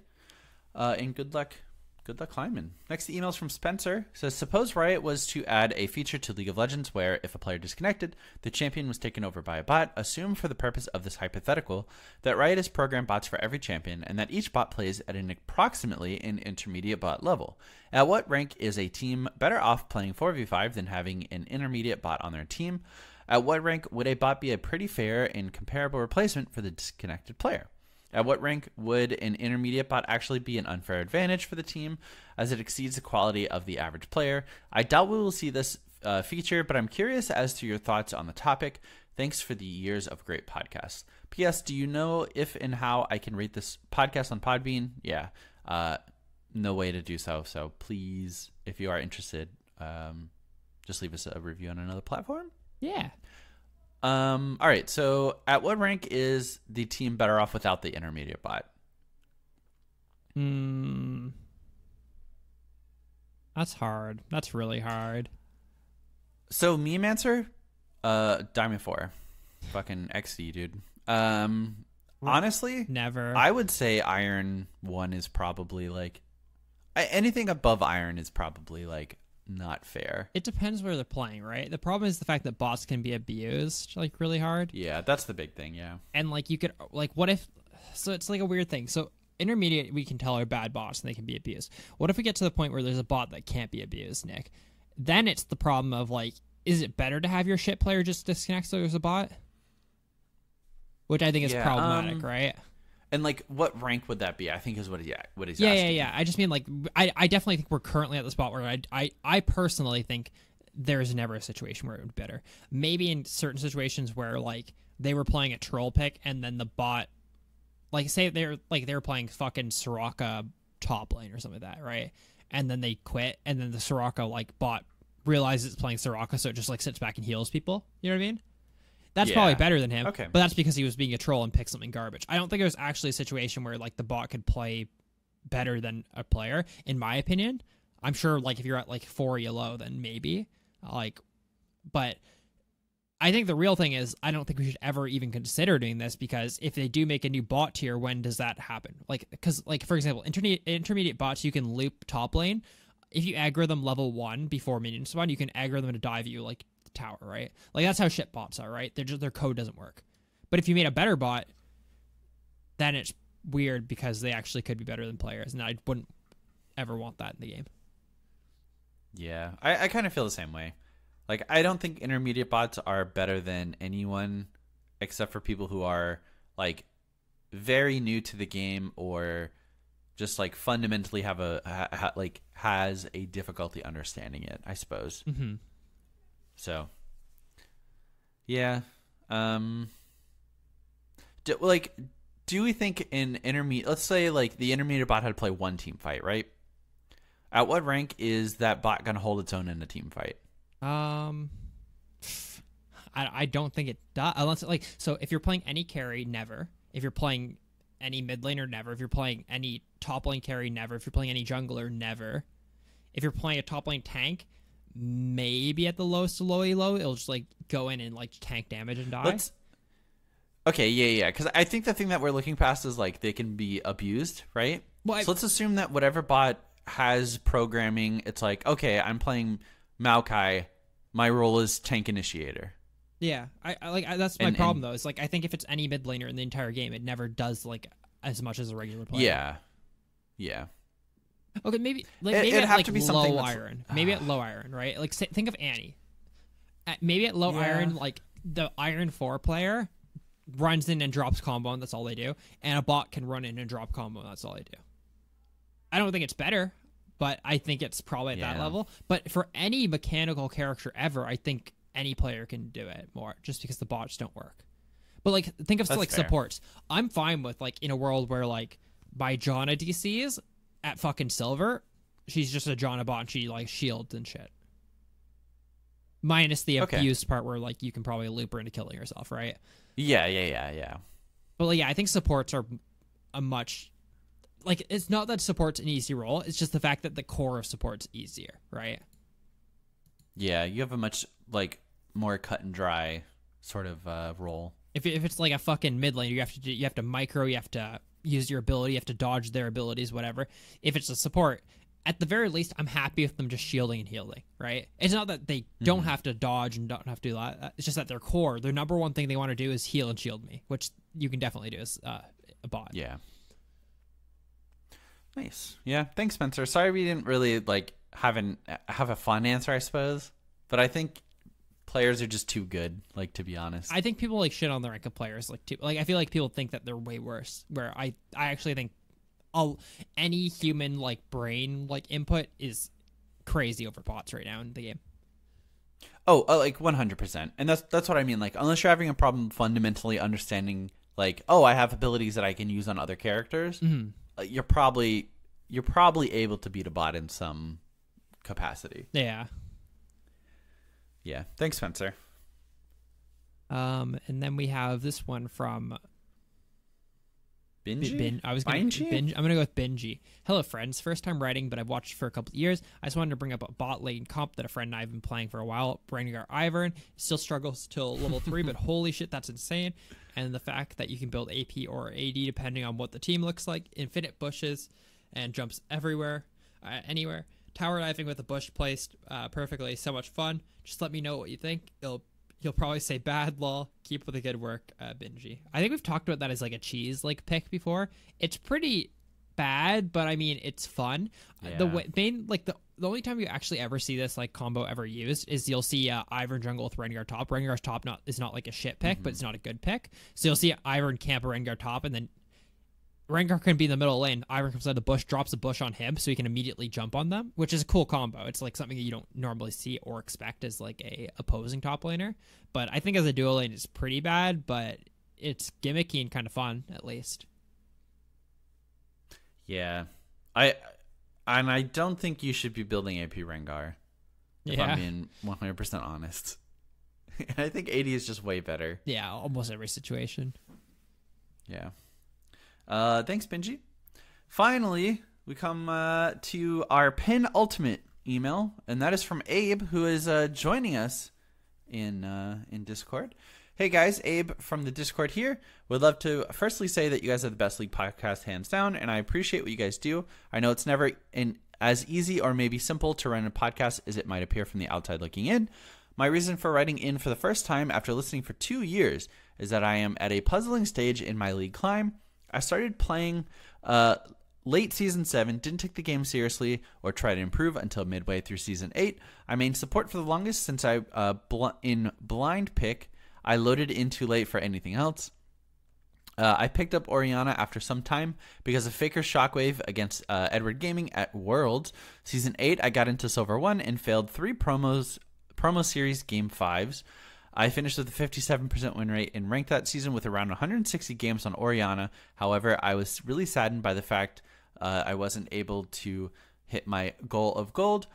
I started playing a lot of jungle and support again in the off-season for Season 9, and when the season started, that's all I played. On a new account, sadly, old main got hacked. Oh, that's sad. So on this account, I got 2 gold in a month playing Jarvan, Sejuani, Sylas jungle, and Braum/Bard support. The climb was so easy compared to Season 8, and I felt confused, to be honest, because I hit gold playing not my main or the role I hard main in Season 8. I've been winning and losing in gold 4, and have gotten to 90 LP several times. In one game, I picked Orianna after not playing her for 2 months, thinking it was normal, and I smashed. I played her 3 more times and won. This left me extremely confused on what I should do to close the season. Should I give my old main Orianna another chance now that I hit gold? And I believe my overall gameplay has improved. One with her in ranked after having not played her for months, or should I stick with the jungle support that got me here? Being as how good my stats were the season I made Ori, but I couldn't hit gold, does make me wonder what I can do now that I've hit gold, and can also win games consistently. Any input from you guys is greatly appreciated, especially Colton. The local mage aficionado. Sorry if this is too long or meh to read. Love the show and the information you guys provide for all of us. Keep it up. Much love, Abe. All right. Honestly, it might be a cop-out, but which one are you having more fun with, Abe? Like, and you can answer in the Discord if you want. We'll read it out. Yeah. But if you're having fun, like, if you like playing Orianna, it sounds like you're good enough at Orianna to keep playing her. You know, if you prefer to play Jarvan Sejuani Silas or Brahmin Bard, you know, go like play for those. Okay, like, or maybe even switch it up. You know, oh, I feel like playing Orianna this game. I'm gonna play Orianna. You know, I've had a really bad run of supports. I'm gonna hit them up with some Braum. You know, I think that flexibility is super important and a key benefit that you shouldn't overlook and commit to something that you like. It sounds like you're not 100% committed to. He says he's been having a lot of fun with both Orianna and with jungle and support, which kind of leans more into play whatever you feel like at that moment, you know? It's way better for your mental, at least. Yeah, for sure. Yeah. If you go into a game saying like, okay, I'm going to play a game of Orianna, and regardless of how this game goes, I'm going to play 2 more games today of Orianna, that's probably not as good as just saying like, oh, I think Sejuani sounds really fucking fun right now. Mm-hmm. Let's do it. So, yeah, there's a lot to just having fun is the reality. Like, it sounds like a little bit gimmicky, but I think there's some truth to that. Yeah, it's definitely hard when there is really no reward for losing in this game. Mm-hmm. But at the end of the day, like, it is a game. And your goal should be to have fun, like, primarily, I think, from a macro perspective. Yeah. So, keep us updated, dude. Good luck getting... Is your goal to get to Plat, Abe? Or is it just Gold 3? Or something higher than... Okay, it's Gold 2. So, yeah, keep us updated and let us know if you get there. Hell yeah. Thank you. Then last but not least, we have one from Brandon. And he says, hello again, lads. How's it going, amigos? I know the Diana man isn't here today. Hopefully his move is going well. How's it going, Nick, a.k.a. Evelyn man? Hope your ARAM ranked climb is going well, of course, but not least Aiden, a.k.a. I'm going to chill. How's it going, brother? Yeah, it's your boy, the new and totally improved Urgot one trick. It's, I don't never know how to pronounce your name. Waslick. Yeah, I'm going to go with Brandon. So Brandon says, so I've been playing, I've been following your wisdom and just playing Urgot. And as of right now, I'm at 98 LP Plat 3. Ooh, it's going well so far, so that's a good sign. Anyhow, I have an interesting idea that I'd like for you guys to run past the community. If you guys like it, of course, I think you guys should do, you guys have a straw poll, every week. Just a simple question, nothing too extensive. I already thought of what seems to be the only possible, I'm assuming only name possibility, Cassiopola. That sounds like polio. That's just bad. Cassiopolia, right? Yeah, you got to finish off the name, right? You can't give up halfway, right? Yeah. It also sounds like polio, which isn't good. Yeah, that's the bad. Anyways, thanks again for the help. I wish you guys all the best. Also, let's fucking go, Cloud9. And I hope it's a good finals for you guys. So if you like the idea, it would actually be down to help with the poll question. Just let me know what you guys think. Thanks again, Brandon. It's not a bad idea. It's not a bad idea, yeah. I think if we're going to do something like that, it would be like a... like if we don't have a roundtable, we'd do a poll or something like that. I feel like that would be like a switch off, you know what I mean? Rather than have another section, it would be like 1 week could be a roundtable and the other could be a Cassiopolio. I hate that name so much the more we say it. Yeah. Yeah, but I think like this would be a good week to give it a shot. What if I already posted all my roundtable stuff everywhere? Yeah, and we also did the entire roundtable section. Mm-hmm. Well, think about it. Like, I think it's a good idea. I think Yeah. it's a good like thing we can switch out every once in a while if we have a good like poll Yeah, thing. but we can do like, hey, which team do you want to win LCS finals? Yeah. For example, that's a good example. Like a couple weeks ago, I was like post on Twitter about what was it for like the cursor and stuff like that. Like that would be like a good Oh yeah, poll. legacy versus Yeah. yeah. Yeah. I don't think that's the worst idea. That does bring us to the end of our show. If you want to follow us on Twitter, it is at LeagueCast and at LeagueCastFrost. On Facebook, it is LeagueCast. Our TeamSpeak server address is ts.leaguecastpodcast.com. There's no password.